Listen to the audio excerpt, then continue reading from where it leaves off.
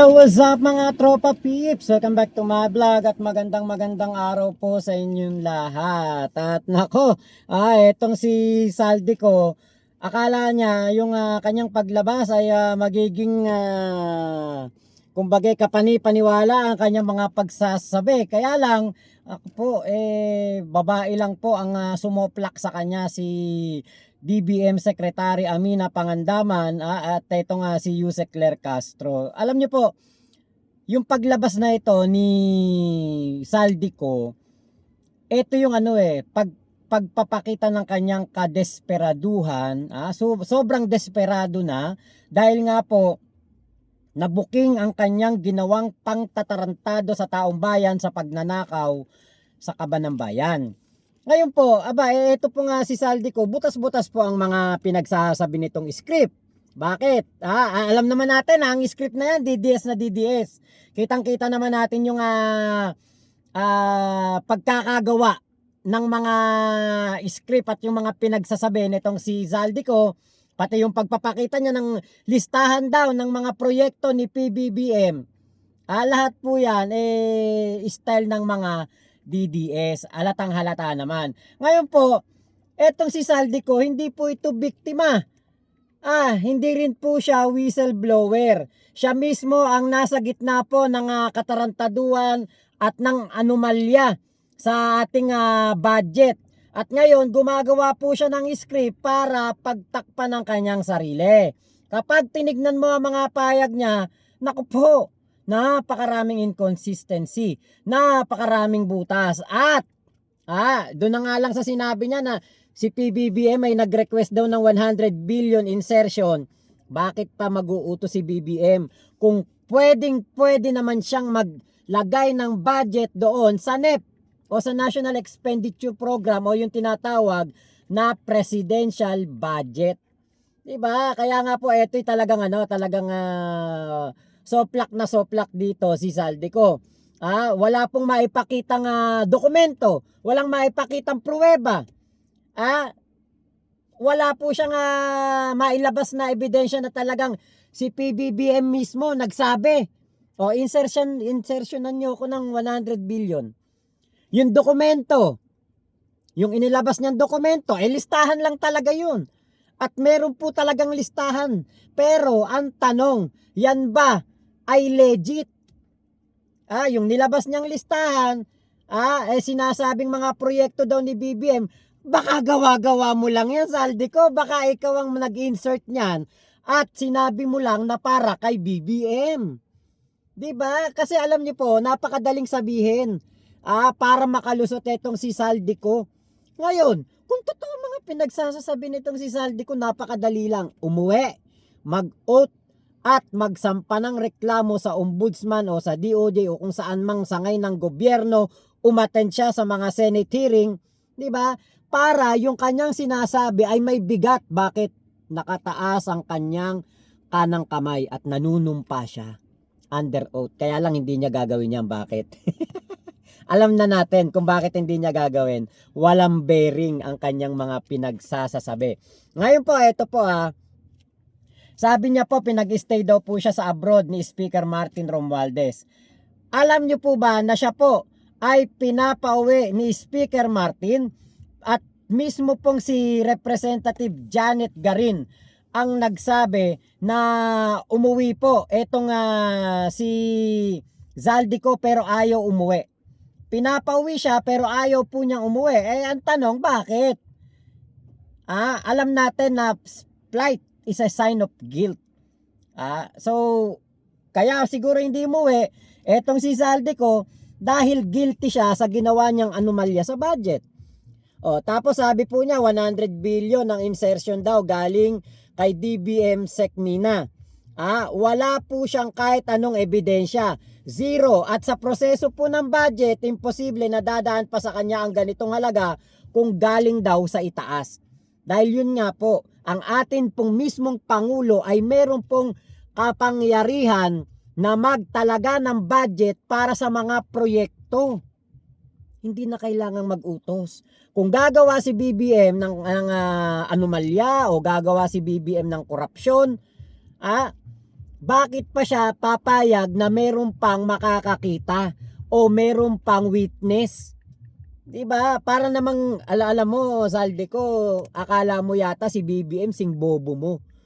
Ang totoo, ikaw ang bobo, Saldico. Ikaw ang gumawa ng katarantaduhan tas isisisi mo kay BBM at kay Speaker Martin Romualdez. Ngayon po, eto, ang mas malaki pong butas. Ayon po, kaya Representative Toby Chanco, 13 billion lang ang insertions ni Saldico. Bakit biglang naging 100 billion sa kwento niya? O, saan galing yung 87 billion na sobra? Imagination, drama o panggulo? Dapat ginawa mo ng 1 trillion para total naman magsisinungaling ka na rin lang, Saldico. Ginawa mo na sana ng 1 trillion. 'Di ba? To the highest level na sana ginawa mong pagsisinungaling.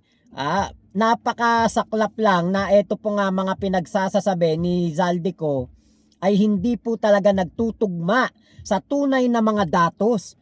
13 billion ang insertion mo. Tapos ang sabi mo, na inutusan ka ni BBM na mag-insert ng 100 billion. Di dapat ang insertion mo ay 113 billion. Bakit ganon kulang? Mga witnesses at dokumento, maraming kontratista at affidavits na nagsasabing si Saldico ang principal collector ng SOP at kickbacks. May papeles, may testimonya, may pattern. At nandun mismo sa Senado ang mga witness, Bryce Hernandez at etong si Henry Alcantara, kasama pa si Roberto Bernardo. 'Di ba? Kaya talagang ikaw, Zaldico, ikaw ang madidiin dito dahil ikaw naman talaga ang principal author ng pangungulimbat at pagnanakaw sa kaban ng bayan. Sa Senate, ang insertion po 142 billion. Ang insertion ni Saldico 13 billion. Pero ngayon, bigla niyang dinawit ang Pangulo at ang Speaker. Kung sino ang nagmaniobra, siya rin ang nagtuturo ngayon. Wow! Kung sino ang gumawa ng katarantaduhan, siya ang nagtuturo ng mga sise sa iba. Siya ang nagtuturo ng kasalanan sa iba. Timing na timing po ang paglabas ng kanyang video dahil mismong sa araw po na may paparating na rally, saka lang po niya ginawa etong paglalabas ng anomalya kuno. 'Di ba? Ito galawang-galawang DDS, bakit gusto nilang galitin ang taong bayan para samahan po sila ng mga kababayan natin sa gagawin nilang rally sa November 16, 17 at 18. Kaya lang ang inyong ginawang artista na naman hindi marunong umarte. Parang si Guteza, nagtuturo, magtatago. Etong si Zaldico, pagkatapos din itong magturo, mananahimik din to. Bakit? Tapos na ang kanyang trabaho. Ano lang po ang meron si Zaldico? Drama, inconsistent numbers, hearsay at pagtaka sa pananagutan. Sino po ang mas kapani-paniwala? Abay, syempre, yung meron pong dokumento, may witness, at meron po talagang mga matitibay na ebidensya at dokumento at affidavit na sinasabi po kung ano ang katotohanan. 'Di ba? Buti sana kung umuwi itong si Zaldico tapos pag uwi niya saka siya nagsalita. Baka marami pang maniwala dahil abay napakatapang mo para magsabi ng katotohanan. Umuwi ka. Kaya lang, yung ikay nagtatago, ondaran ka, tapos saka ka magtuturo, ay malabo ka dyan. At wag po natin kalimutan na si PBBM at si Speaker Martin po ang nagbukas ng DPWH anomalies at budget process sa publiko.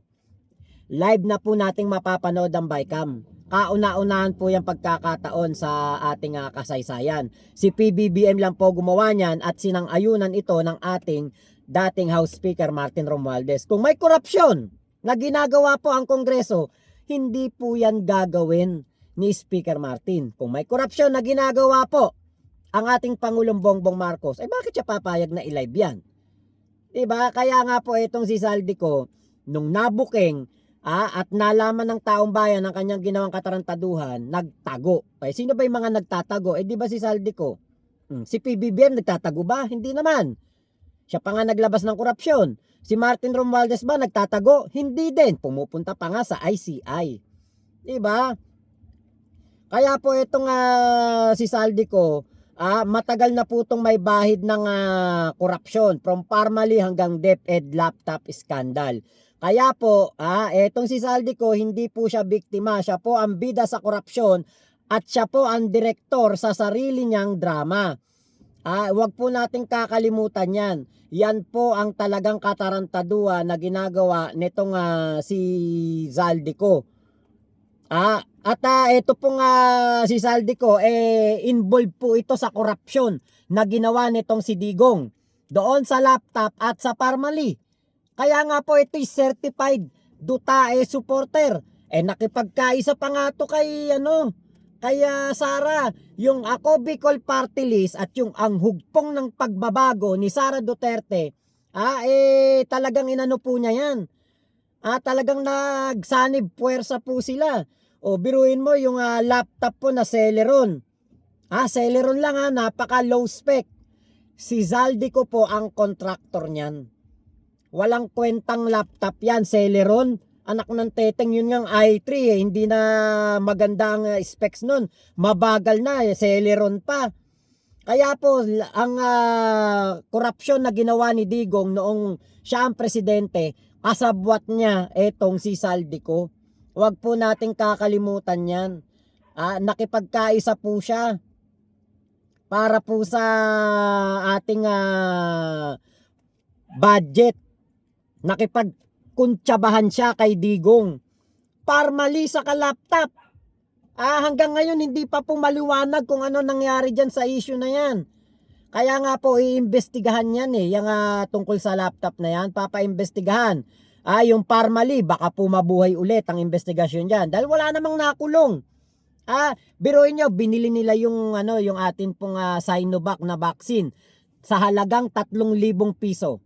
Nung tayo bumili Parmali, 3,000 piso. Nung Indonesia po ang bumili, 600 lang. So pinatungan po nila ng 2,400 kada vaccine. Sa 1,000,000 vaccine pa lang, magkano na ang kanilang tinubo? Magkano na ang kanilang kinupit? Ganyan po ang trabaho ni Digong at ni Zaldico. Talaga pong mga magnanakaw yan. Ito yun wag natin kakalimutan to. Baka makalimutan ninyo. Ayan never forget po. Ayan DepEd laptop Celeron. Diyos ko. Pipitsuging laptop. Tapos ako eto syempre. Ayan si Digong. Nag-alyansa sila para makanakaw. Ako Bicol Party List at yun pong hugpong ng pagbabago. Ayan nag-ano sila, nag-tandem para po makapagnakaw sa kaban ng bayan. Kaya po, wag na nating entertainin ang kasinungalingan nitong si Saldico. Butas-butas ang script mo. Bugok ka, Saldico. Ikaw ang makabagong Zaldico. Kulaong na kulaong ka.